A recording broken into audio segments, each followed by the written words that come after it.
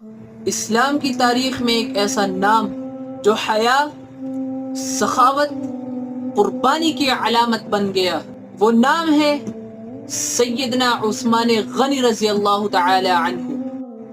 آپ کی ولادت اور تعارف حضرت عثمان غنی رضی اللہ تعالی عنہ مکہ مکرمہ میں پیدا ہوئے۔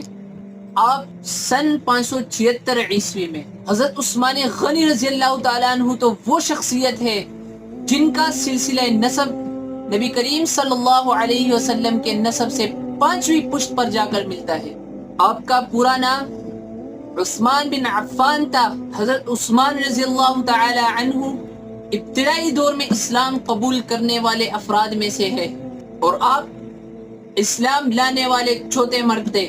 بس اتنا ہی نہیں، آپ نے سختیاں برداشت کی، 2 بار ہجرت کی، اور اپنا سارا کے سارا